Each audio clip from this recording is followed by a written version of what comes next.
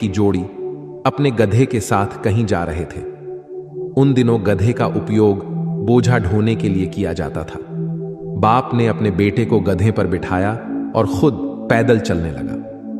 थोड़ी देर बाद जब वो किसी गांव से गुजर रहे थे तो गांव के लोगों ने उन्हें देखकर कहा, कैसा बेटा है जो खुद गधे के ऊपर बैठा हुआ है और अपने बुजुर्ग पिता को पैदल चला रहा है।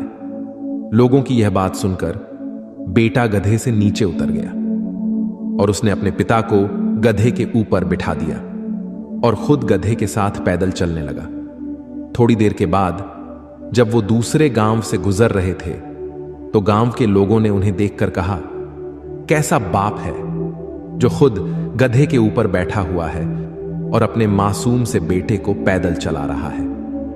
लोगों की यह बात सुनकर पिता गधे से नीचे उतर गया।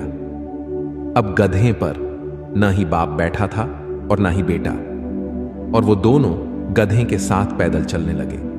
थोड़ी देर के बाद जब वो तीसरी गांव से गुजर रहे थे तो गांव के लोगों ने उन्हें देखकर कहा, कैसे बेवकूफ लोग हैं, इनके पास एक गधा है फिर भी दोनों पैदल चल रहे हैं। अब लोगों की यह बात सुनकर बाप और बेटा दोनों गधे के ऊपर बैठ गए। थोड़ी देर के बाद जब वो चौथी गांव से गुजर रहे थे तो गांव के लोगों ने उन्हें देखकर कहा, कैसे निर्दयी इंसान है दोनों, जो एक साथ उस बेचारे मासूम बेजुबान गधे के ऊपर बैठे हुए हैं। इन दोनों के अंदर जरा भी दया नहीं है।